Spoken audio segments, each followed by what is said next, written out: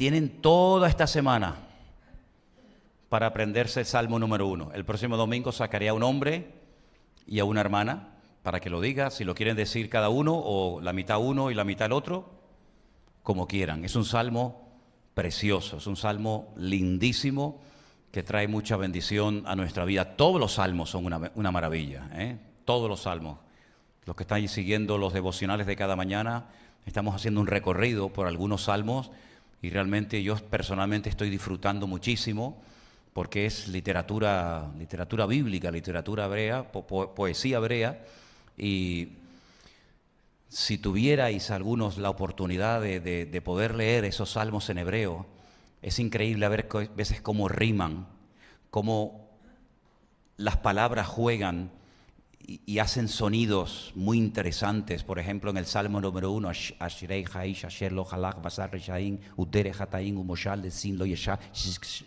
Ese es el río del agua del desierto. Y cuando lo vas pronunciando de una forma lenta y pausada, vas como yendo con una multitud de gente que se sabe el Salmo de memoria, vas viendo cómo es como si se produjera un río, un hilo de agua, ¿no? Y hay muchas claves para aprenderse los salmos.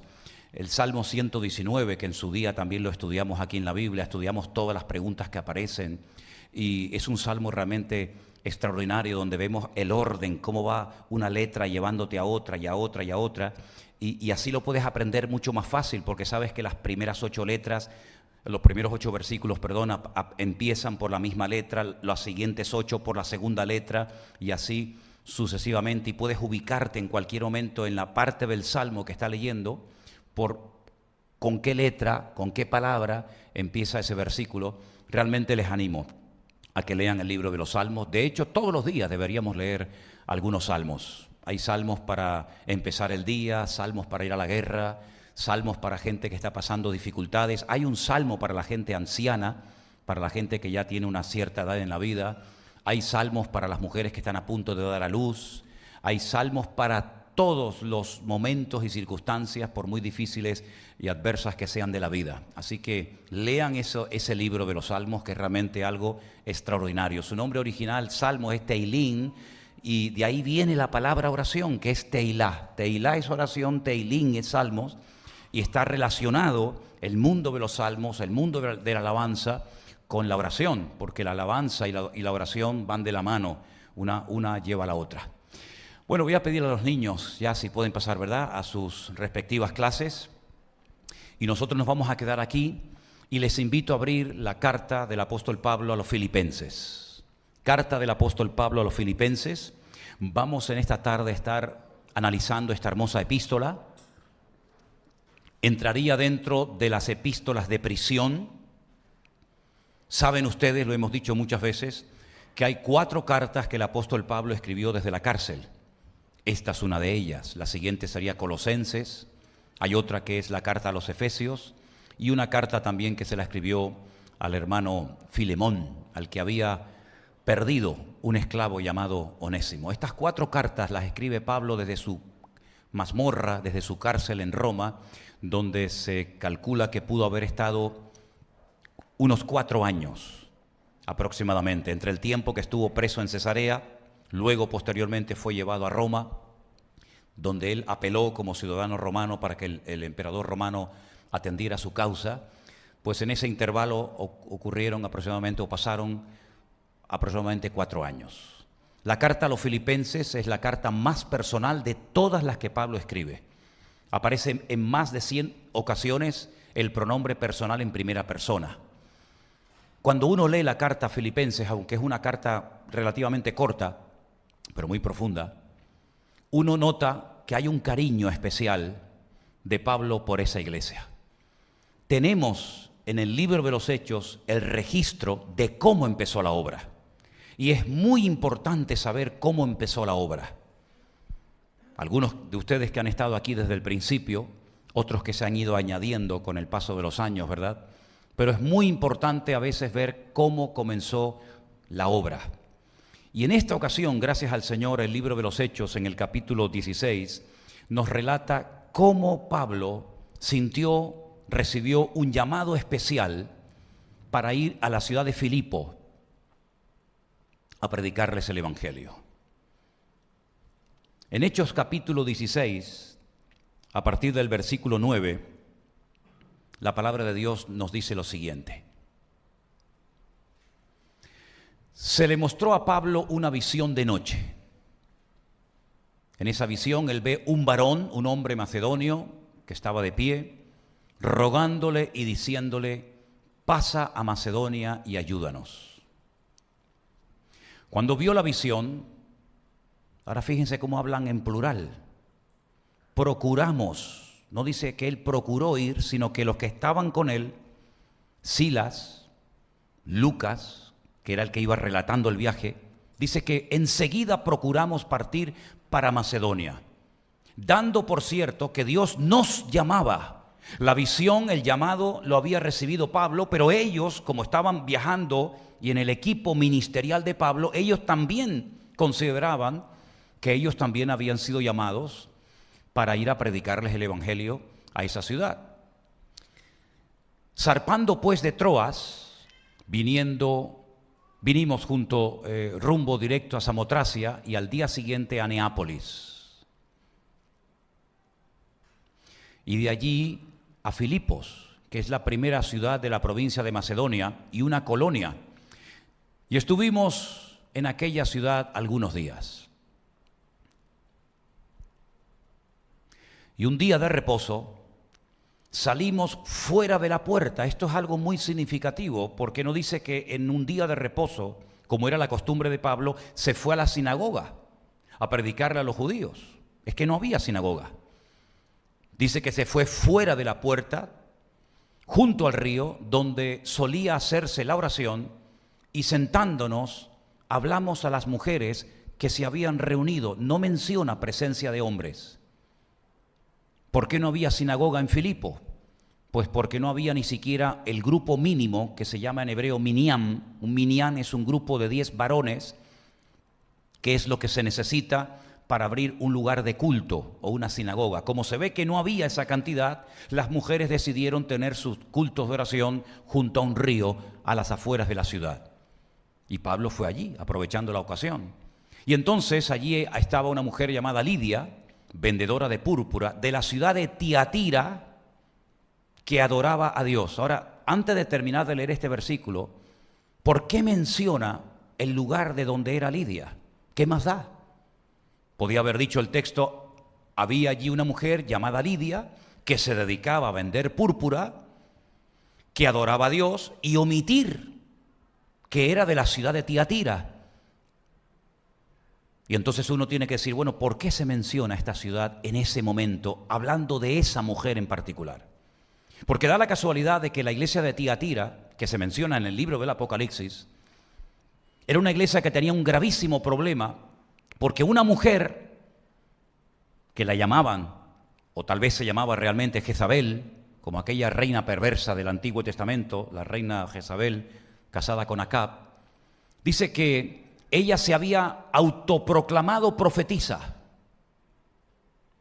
y comenzó a enseñar en la iglesia de Tiatira a los siervos de Dios a comer cosas sacrificadas a los ídolos, cosa que no se podía hacer.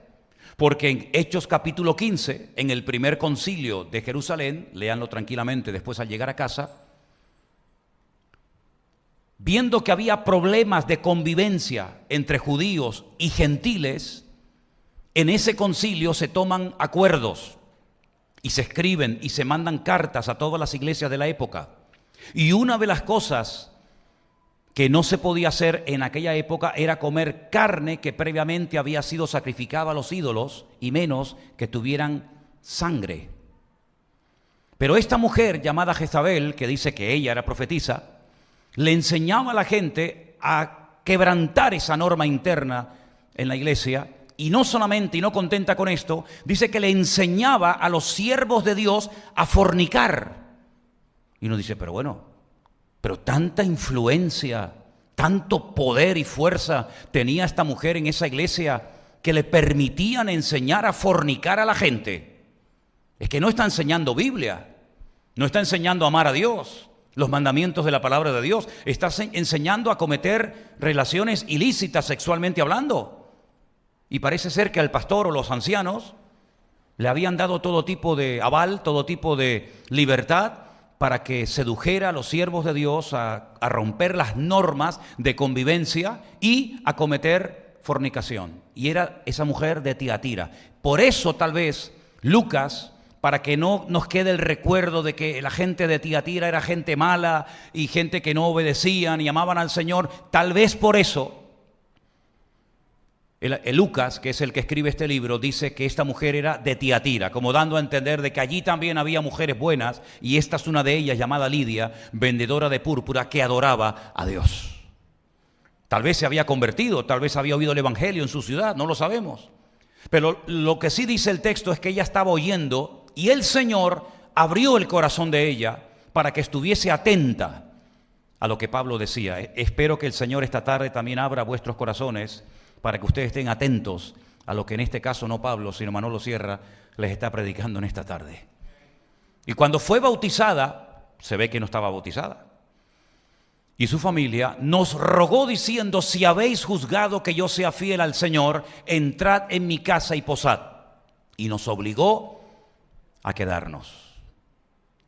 Aconteció que mientras íbamos a la oración, se ve que ya era otro día, nos salió al encuentro una muchacha que tenía espíritu de adivinación, la cual le daba una gran ganancia a sus amos adivinando.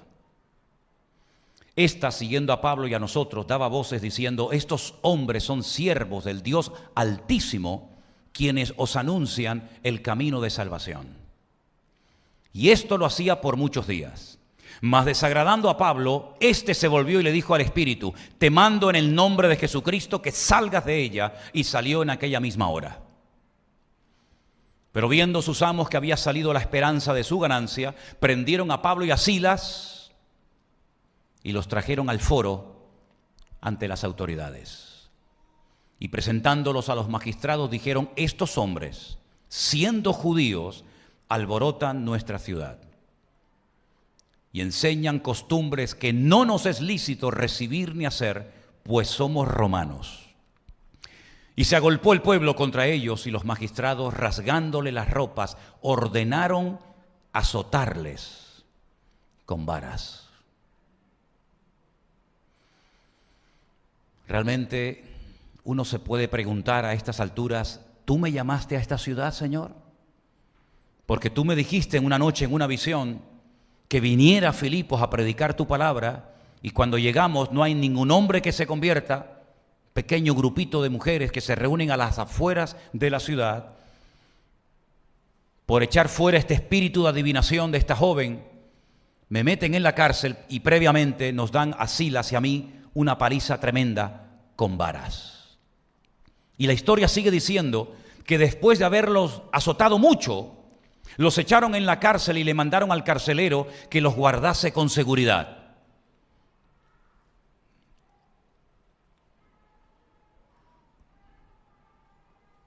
Hoy está lenta la lectura, ¿no?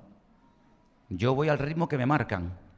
El cual, recibido este mandato, los metió en el calabozo de más adentro y les aseguró los pies en el cepo. Pero a medianoche, orando, Pablo y Silas cantaban himnos a Dios y los presos los oían. Qué tremendo, ¿eh? Qué maravilla. Entonces sobrevino de repente un gran terremoto, de tal manera que los cimientos de la cárcel se sacudían, y al instante se abrieron todas las puertas y las cadenas de todos se soltaron. Y es allí donde ocurre algo tremendo, porque dice que el carcelero se despierta y, viendo las puertas abiertas de la cárcel, sacó la espada y se iba a matar, pensando que los presos habían huido. Pero no había huido ninguno. Pablo, clamando a gran voz, dijo: no te hagas ningún mal, pues todos estamos aquí. Gloria a Dios, qué milagro, ¿eh? Abren las puertas a los presos para que vean cómo salen todos corriendo. Pero estaban más a gusto dentro de la cárcel, con la presencia del Señor, que fuera de la misma. Entonces, pidiendo luz, se precipitó adentro y temblando se postró a los pies de Pablo y de Silas. Y sacándolos les dijo: señores, ¿qué debo hacer para ser salvo? Y este es el mensaje, la predicación más corta del mundo. Cree en el Señor Jesucristo y serás salvo tú y tu casa. Y aclaro que esto no es una promesa genérica, sino esto es una palabra concreta, específica para ese hombre y esa familia en ese momento. No es una promesa, es una profecía, es una palabra que le dio el apóstol Pablo a este hombre. Le hablan la palabra del Señor a él y a todos los que estaban en su casa, y a continuación sigue diciendo la palabra que tomándolos en aquella misma hora de la noche, les lavó las heridas y enseguida se bautizó él con todos los suyos. Y así empieza en Filipo esta congregación, echando fuera al demonio de una joven con espíritu de adivinación, después de haber estado en la cárcel y haber sido azotados con varas y haber sido puestos los pies y las manos en el cepo, con un pequeño grupo de mujeres fieles que están junto al río oyendo la palabra de Dios. Así empezó la obra. Después, si seguimos leyendo el libro de los Hechos, vemos que Pablo y Silas, o Silvano, porque Silvano y Silas es la misma persona, siguen su viaje y se queda al frente de la congregación Lucas. ¿Cómo lo sabemos? Porque si ustedes siguen leyendo el libro de los Hechos, se van a dar cuenta de que ya él no se incluye en el relato bíblico, sino que durante 8 largos años Lucas se queda como pastor al frente de esa congregación. 10 años más tarde de los acontecimientos que hemos leído en esta noche, es decir, una década después de haber fundado de esta manera la iglesia en Filipo, es decir, a los filipenses, Pablo decide escribirles una carta desde la cárcel. Y esa carta, gracias a Dios, la tenemos entera en nuestras Biblias. Y es una carta donde él expresa amor por los filipenses. Es una carta donde él agradece a la congregación por haberse acordado de él en un momento durísimo por el que está pasando, que es en la cárcel y a punto de morir como un mártir de Cristo, y le mandan ofrendas, le mandan unas ofrendas, una ayuda económica para que él tenga algo para poder cubrir sus gastos mientras está allí en la cárcel. Y él escribe una carta y emplea la expresión olor fragante. Esto me ha llegado en el mejor momento. Sé que ustedes tenían el deseo de ayudarme económicamente para que yo pudiera tener mis necesidades cubiertas. No lo habíais podido hacer en el pasado, pero no os preocupéis, queridos hermanos, porque el Señor me ha enseñado cosas tremendas. Me ha enseñado a vivir en abundancia y me ha enseñado a vivir en escasez. He aprendido a contentarme en cualquier situación de la vida en la que me encuentre. Y al final es cuando Él dice, porque todo lo puedo en Cristo que me fortalece. Es decir, para poder decir con autoridad, todo lo puedo en Cristo que me fortalece, sería muy bueno que leyéramos los versículos que preceden al 4:13, porque es la escuela por la que Pablo tuvo que pasar. Escasez, dificultades, persecución, cárceles, azotes, murmuraciones, etcétera, etcétera. Y al final de esa escuela, al final de haber aprobado todos los exámenes con buena nota, es cuando por fin él puede decir, todo lo puedo en Cristo que me fortalece. Se entera de que la congregación, donde había muchas mujeres de muy buena posición social, hay algunas discrepancias y algunas peleas y algunas divisiones internas, y menciona nombres de 2 miembros, de 2 hermanas de la iglesia. Una de ellas era Evodia, la otra era Síntique, y desde la cárcel Pablo les escribe diciéndole, hermanas, os ruego por favor que se reconcilien, que se arreglen las cosas entre ustedes y que sean de un mismo sentir en el Señor. Ahora, dije al principio que es la carta más personal de todas las que Pablo escribe, pero analizando letra a letra, casi palabra por palabra, la carta a los filipenses, vamos a encontrar que hay 2 palabras que él continuamente está repitiendo a lo largo de la epístola. Vengan conmigo al capítulo 1 de Filipenses, y la primera palabra que vamos a encontrar es la palabra evangelio. Evangelio, la buena nueva, el mensaje de salvación. Y él comienza a utilizar esta palabra haciendo referencia a diferentes asuntos. capítulo 1, versículo 5. Él dice que está orando, dándole gracias al Señor por los hermanos de Filipo, y dice, y por vuestra comunión en el Evangelio, común, unión.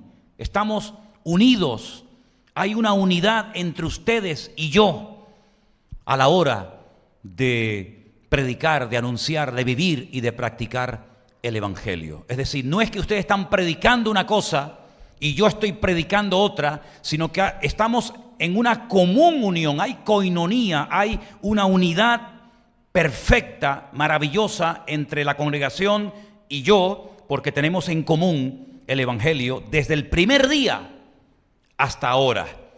Es una iglesia que empezó de una forma muy sencilla, atípica, porque generalmente las iglesias no nacían de esta manera, pero Pablo valora lo poco, lo pequeño.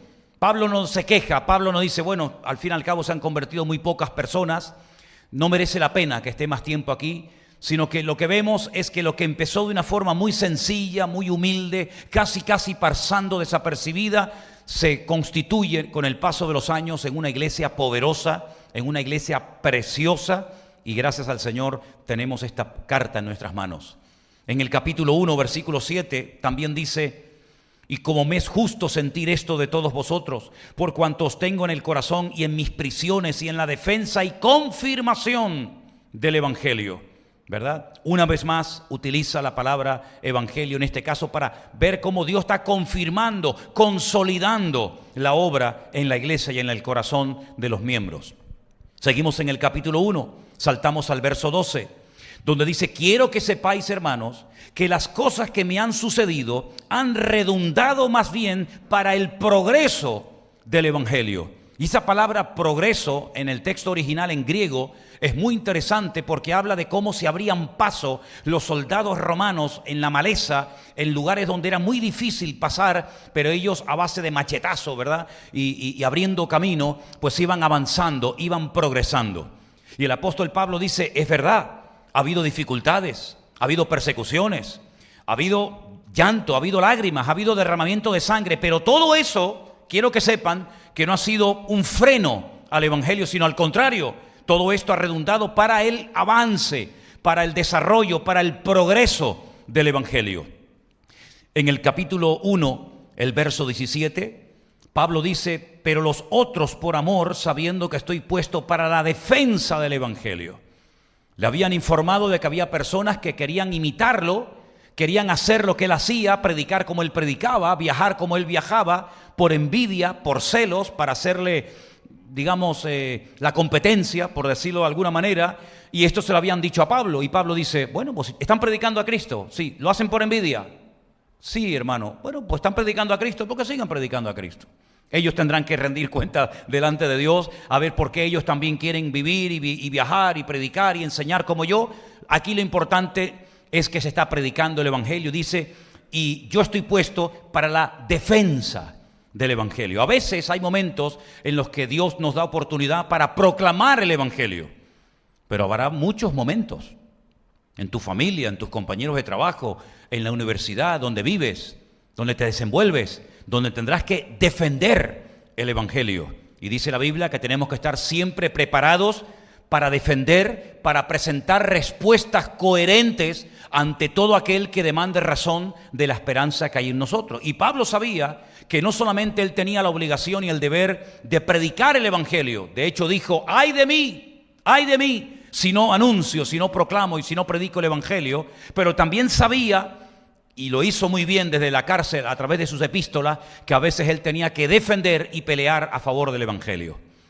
En el capítulo 1, el versículo 27, vuelve otra vez a aparecer la palabra. Solamente que os comportéis como es digno del Evangelio. Usted puede proclamar el Evangelio, puede defender el Evangelio, puede creer en el Evangelio, pero la pregunta es, ¿y está viviendo dignamente conforme a las exigencias del Evangelio? No es a los filipenses, sino a los romanos que en cierta ocasión Pablo les dice, yo no me avergüenzo del Evangelio, porque es poder de Dios, pero que nunca el Evangelio se tenga que avergonzar de nuestra conducta y de nuestro mal testimonio ante la sociedad. Pablo dice que tenemos que vivir dignamente conforme al Evangelio. Y al final del capítulo 1, verso 27, dice, por la fe del Evangelio. Claro que nosotros tenemos fe en el Evangelio, en la buena nueva, en la buena noticia de que Cristo vino, murió y resucitó y ascendió y volverá. Todo eso forma parte del Evangelio y de nuestra fe también en el Señor. Capítulo 2, versículo 22, Él dice, pero ya conocéis los méritos de Él, que como a hijo a padre ha servido conmigo en el Evangelio. Servir, no servirse de, sino servir a, servir al Señor con el Evangelio, predicando su palabra. Otro concepto interesante del Evangelio. Capítulo 4, versículo 3, nuevamente vuelve a aparecer la famosa frase o la famosa palabra. Asimismo te ruego también a ti, compañero fiel, que ayudes a estas que combatieron juntamente conmigo en el Evangelio. Es decir, hace referencia a personas que se jugaron la vida, que no fueron cobardes, que no tuvieron miedo, que no salieron corriendo ante la adversidad, ante la persecución, ante la oposición de los enemigos, sino que pelearon, combatieron en el Evangelio juntamente con Él. En el capítulo 4, versículo 15, también dice, sabéis también vosotros, oh filipenses, que al principio de la predicación del Evangelio, los que habéis tomado nota, o los que después escucharéis más detenidamente este estudio, este mensaje, os habéis dado cuenta de que Pablo utiliza el término, la palabra evangelio, para muchos asuntos diferentes que tienen que ver con nuestra relación con Dios y con nuestra responsabilidad y nuestros deberes cristianos. Aparece muchísimas veces la palabra evangelio, buena nueva, en su carta. Pero sorprendentemente, otra palabra que aparece muchísimo en la epístola de Pablo a los Filipenses es la palabra gozo. Y muchos se han preguntado cómo es posible que un preso, sabiendo que le quedan tal vez pocos días de vida, sea capaz de descubrir el secreto de gozarse en la adversidad, en la lucha y a punto de morir como mártir. Hagamos nuevamente un recorrido a lo largo de la epístola y veamos dónde aparece esta palabra. Capítulo 1, versículos 3 y 4. Doy gracias a mi Dios siempre que me acuerdo de vosotros, siempre en todas mis oraciones, con gozo por todos vosotros. No oraba quejándose, no oraba lamentándose, sino que cuando se acordaba de esa iglesia, de esos miembros, del tiempo que él estuvo allí al frente de la congregación, dice, oro, clamo al Señor por vosotros, con gozo en mi corazón, no con dolor, no con tristeza, sino con gozo. Versículo 4 dice, siempre en todas mis oraciones con gozo por todos vosotros. Versículo 18, ¿qué pues? Que no obstante, de todas maneras, o por pretexto o por verdad, Cristo es anunciado y en esto me gozo y me gozaré aún. ¿En qué se gozaba? En que el Evangelio estaba siendo predicado. A lo mejor no por personas con una buena intención, pero si al fin y al cabo predicaban y querían servir al Señor de alguna manera, aunque fuera por celos y por envidia, porque dicho sea de paso, y hago un paréntesis, una de las cosas que más me costó aceptar como pastor, ya como cristiano, pero más como pastor, es ver y conocer a gente con celos dentro de la obra de Dios. No es el celo por Dios en el buen sentido de la palabra, sino gente celosa, gente envidiosa, gente que en vez de gozarse en la bendición de otros, parece como que le tienen esos celos y esa envidia. Y eso no es nada nuevo, eso ha existido siempre y en la época de Pablo más todavía. Pero Pablo dice, mira, si lo hacen por celos, por competencia, por envidia, por figurar, por aparentar, mira, aquí lo importante de lo que se trata es que se predique el Evangelio y si lo hacen, yo en eso me gozo y me seguiré gozando. ¿Cuántos dicen amén? Qué filosofía de la vida, ¿no? Qué tremendo. En el capítulo 2, versículo 2, Pablo dice, completad mi gozo. Complétenlo, únanse al gozo que yo tengo, no se queden fuera.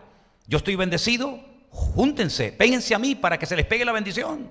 Yo estoy gozoso, júntense a mí. ¿Estás triste? Pues pégate a un gozoso. Yo siempre digo, miren hermanos, en el mundo natural la salud no se pega, lo que se pega es la enfermedad, ¿sí o no? En el mundo natural, un sano se junta a un enfermo y no lo cura. Pero ojo, que hay enfermedades y sabemos que estamos en tiempos en los que tenemos que guardar ciertas distancias y ciertas medidas. ¿Por qué? Porque hay cosas que se pegan. Pero en el mundo espiritual, algo que se da, y tenemos que descubrirlo y valorarlo, es que hay bendiciones que se pegan. ¿Cuántos creen eso? Algunos se preguntarán, ¿y usted puede demostrar esto bíblicamente? Claro, si no, no me atrevería a decir esto. Les voy a poner dos ejemplos. La Biblia dice que cuando un día, y no me voy del tema, solamente a modo de ilustración, cuando Jetro, que era el suegro de Moisés, llega un día al campamento y ve a Moisés con tantas responsabilidades, con tanta gente que atender, que el hombre no tenía tiempo ni para descansar, ni para comer, ni para dormir, lo llama aparte y le dice, no vas a poder atender tú solo a tanta gente. Por muy temprano que te levantes, por mucha gente que quieras atender, siempre quedarán más por ser atendidos que los que has atendido. Por lo tanto, le dio un consejo y Moisés lo aceptó. Fue humilde y dijo, bueno, mi suegro me está dando un buen consejo. Y es que delegue a en personas de confianza, pues la responsabilidad para que juntos trabajemos y hagamos un equipo, ¿verdad? Y ellos puedan atender gente y yo también, y así podemos atender a mucho más personas del pueblo. Dice que nombró a 70 varones. Fueron al tabernáculo, aquella carpa, aquel templo portátil que se usó durante años en el desierto, y dice que el Señor tomó del espíritu de Moisés y se lo pegó, se lo metió a ellos. Es decir, no eran 70 competidores, esto no era una pelea, un saco de gatos peleándose el unos contra el otro, sino eran personas que iban a tirar del mismo carro, con el mismo sentir, con la misma carga, con la misma pasión, con el mismo fuego que tenía Moisés en su corazón. Y si vamos al Nuevo Testamento, cuando el Señor Jesucristo le dice a sus discípulos, vayan a visitar las aldeas y preparen el terreno y anúncienle que dentro de poco iré a visitarles, dicen, cuando lleguen a alguna casa y no os quieran dar hospedaje, lo cual era casi obligatorio en aquella época y se valoraba mucho, si no os reciben en una casa, vuestra paz quedará con vosotros, se volverá a vosotros.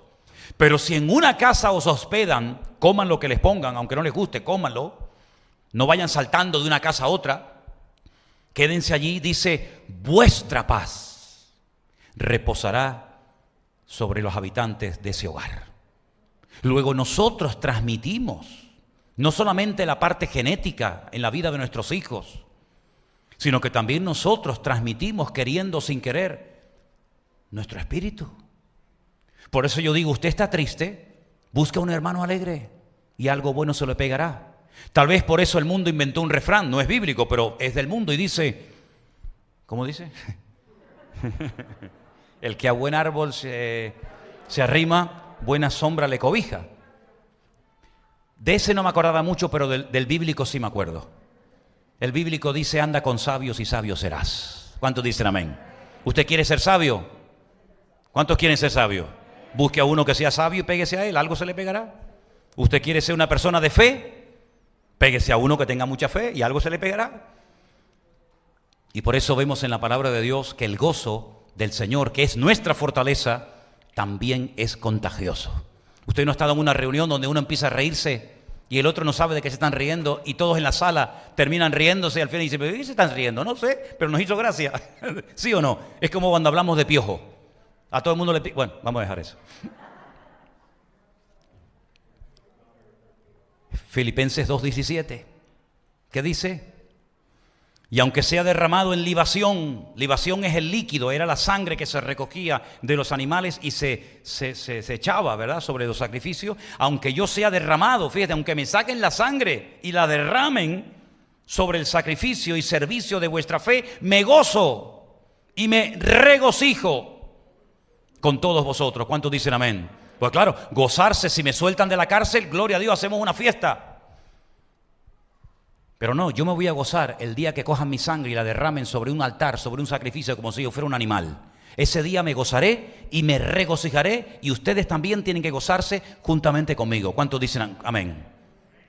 No, uno nada más. ¿Cuántos dicen amén? Es tremendo esto, ¿eh? Esto es tremendo. Está hablando un preso, un anciano condenado a muerte. Y miren cómo habla. Capítulo 4, es el último versículo, versículo 10. En gran manera me gocé en el Señor. Ahí está la clave, en el Señor. En gran manera me gocé en el Señor de que ya al fin habéis revivido vuestro cuidado de mí, de lo cual también estabais solícitos, pero os faltaba la oportunidad. Es decir, en esta carta, Pablo le enseña a los filipenses que él, que es el que peor lo está pasando, que está, entre comillas, privado de libertad, tiene más gozo que toda la iglesia en peso. Es decir, ustedes no tienen que estar preocupados por mí. Ustedes no tienen que estar tristes por mí, porque yo me estoy gozando aquí adentro como ustedes ni se imaginan, porque el Evangelio está siendo predicado, porque el Evangelio ha sido confirmado entre ustedes, porque el Evangelio lo están llevando a la práctica hasta las últimas consecuencias.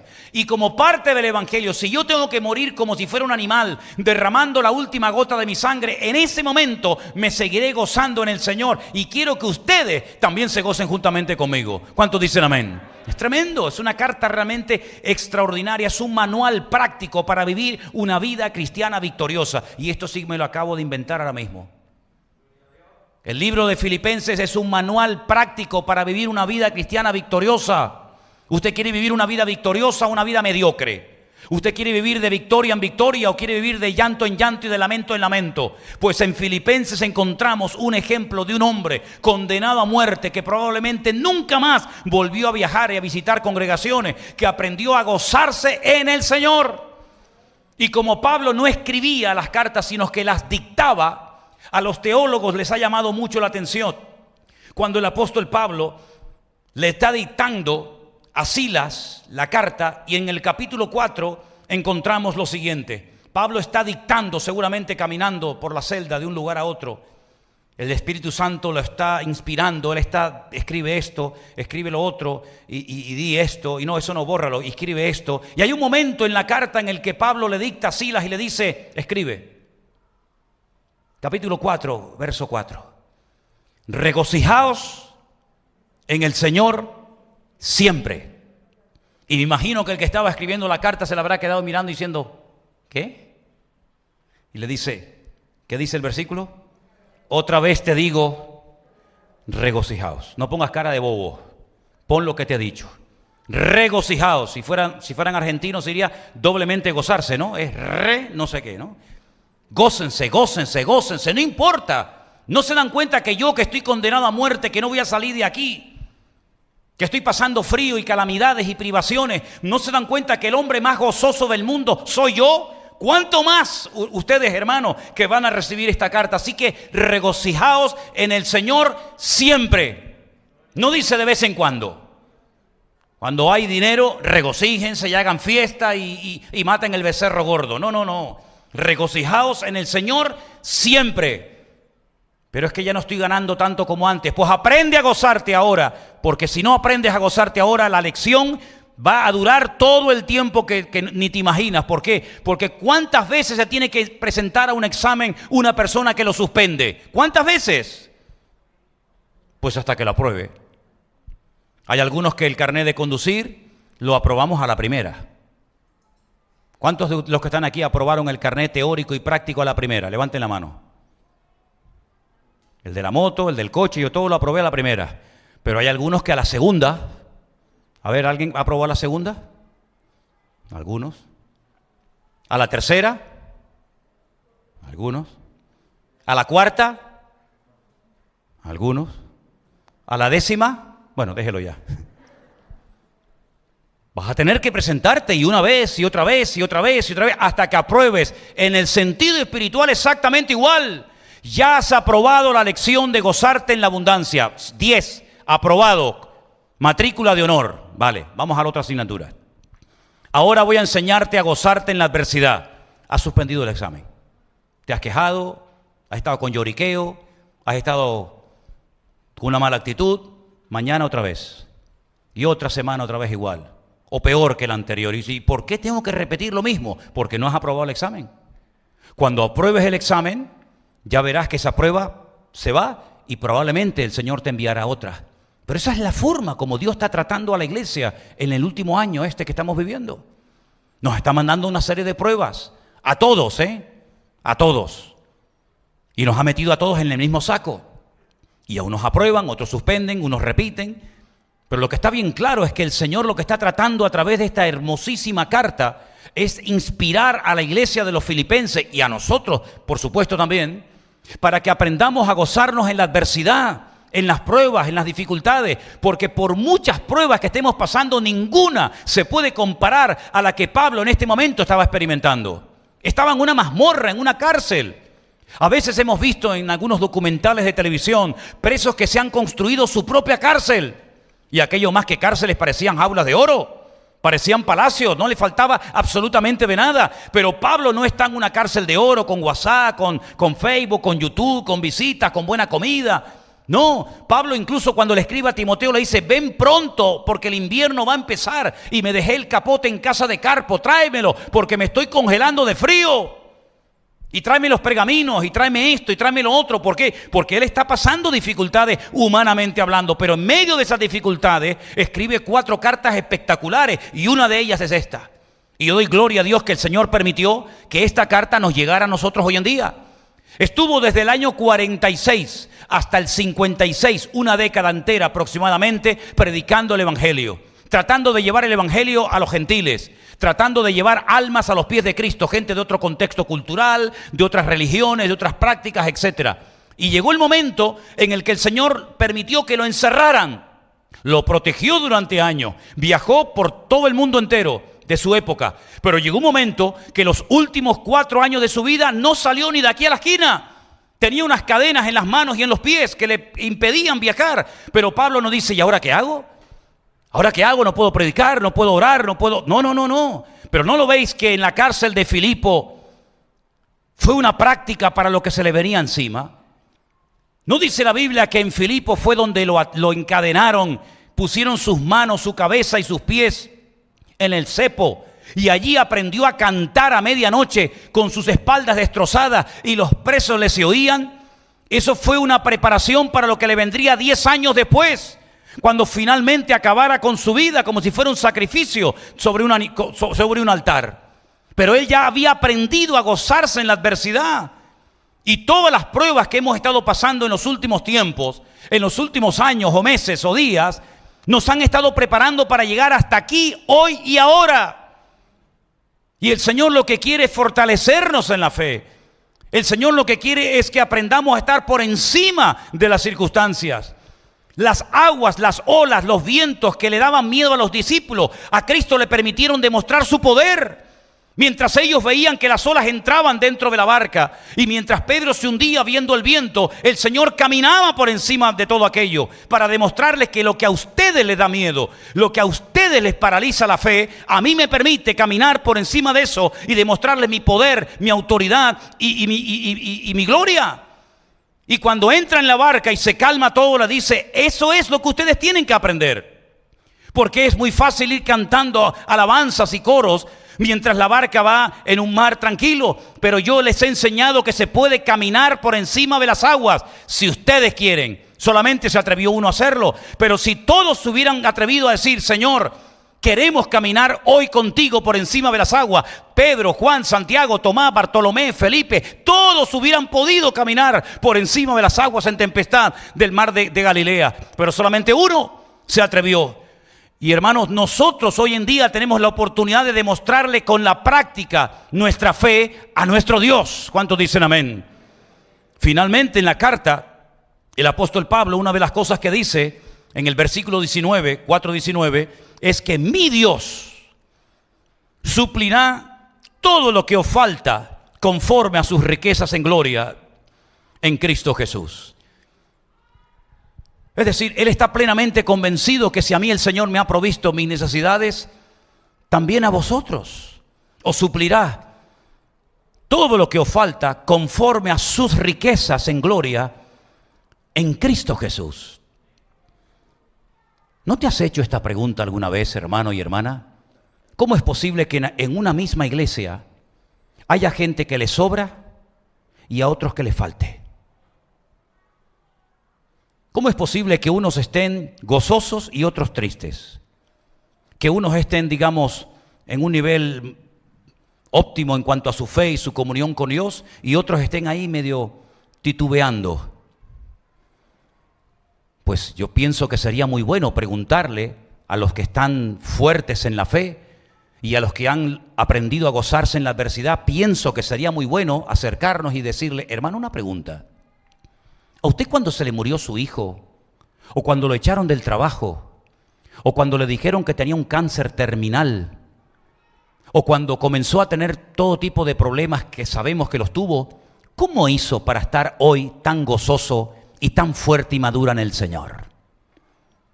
Es muy importante que los miembros que están pasando por ciertas y determinadas dificultades se acerquen a sus hermanos mayores en la fe y les pregunten qué han hecho, cómo han logrado superar esos problemas, esas adversidades, esas pruebas, para que de esa manera podamos crecer al unísono y podamos gozarnos, porque los principios de Dios funcionan para todos los miembros de una congregación, y lo creo con todo mi corazón.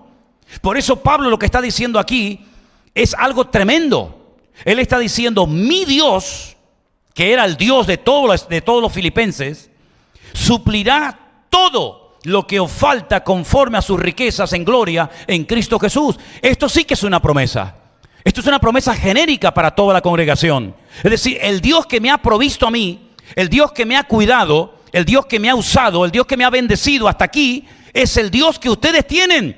Por lo tanto, no es que yo sea de un nivel superior a ustedes, sino que ustedes tienen que aprender que hay cosas que se aprenden con lágrimas, con sufrimiento y con dolor, pero que cuando las aprendes funcionan para toda tu vida. ¿Cuántos dicen amén? Y por eso Pablo termina diciendo: a Dios y Padre de nuestro Señor Jesucristo, a Él sea la gloria por los siglos de los siglos. Amén.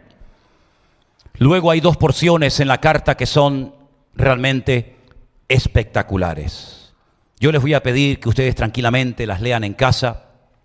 Y una es la porción que va del capítulo 2, del versículo 5 al 11. Repito, capítulo 2 del 5 al 11, donde se habla de la humillación y exaltación de la misma persona, de Cristo. El que se despojó, el que se anonadó, el que se hizo nada por nosotros, el que toma forma humana y decide humanarse en forma de siervo y ser obediente hasta la muerte y muerte de cruz. Fíjate lo que está describiendo el apóstol Pablo aquí. Es decir, a él está casi pasando lo mismo. Pasó de un ministerio próspero y conocido a nivel mundial a estar privado de libertad, a estar siendo humillado de una forma tremenda. Pero él sabe que así como Cristo se humilló hasta lo sumo y luego el Padre lo exaltó hasta lo más alto y le dio un nombre que es sobre todo nombre, a él le va a pasar exactamente lo mismo. Y a todo creyente que aprendió a humillarse y a ser fiel y obediente a Cristo hasta la muerte, nos espera la gloria, la recompensa, nos espera lo más hermoso que ni siquiera nos podemos imaginar juntos en esta noche. Y también el otro pasaje extraordinario que se leyó esta noche en Filipenses capítulo 3, del 1 al 14. Y yo lo he titulado Las motivaciones internas del apóstol Pablo. ¿Cómo se movía este hombre? ¿Qué sentía? Esto es una radiografía, permítame la expresión. Filipenses 3 del 1 al 14, que fue la lectura que se leyó esta noche, por favor léanla tranquilamente después en casa, es una radiografía de Pablo por dentro, pero no de su cuerpo, sino de su mente, de su alma, de su relación con el Señor. Le preguntaron una vez al famoso escultor Miguel Ángel: ¿cómo haces tú para hacer una obra de arte? Dice: muy fácil. Cojo una piedra y ya veo la figura. Y lo único que hago es que me dedico a quitarle todo lo que le sobra. Y después ahí sale la figura que deja al mundo con la boca abierta. Ya el Señor a nosotros nos miró antes de la fundación del mundo y nos vio acabados y perfectos, hechura suya, dice el libro de Efesios, poema, obra de arte de Dios. Pero le sobra esto también. y hay que quitarle un poquito por aquí y un poquito por allá. Y cuando vamos al principio de la Biblia, nos encontramos a Dios que le dice a Adán: cierra los ojitos, Adán. Duerme un poquito. Duerme, descansa. Y dice la Biblia que de su interior sacó la materia prima que Dios utilizaría posteriormente y le da una forma. Y cuando se despierta le dice: mira lo que he hecho, con algo que te saqué, mira la obra de arte que te traigo. Y Adán se quedó con la boca abierta. Eso es lo que Dios viene queriendo hacer en nuestra vida desde el día que nos convertimos a Él. Estad quietos, esperad en el Señor, pacientemente esperé en el Señor. Y mientras descansamos en Dios, Dios comenzará a podar las ramas secas de nuestra alma. Dios comenzará a esculpir la figura de Cristo en nosotros, de tal manera que cuando nos despertemos de este sueño, podamos ver la obra maravillosa que Cristo ha hecho en nosotros.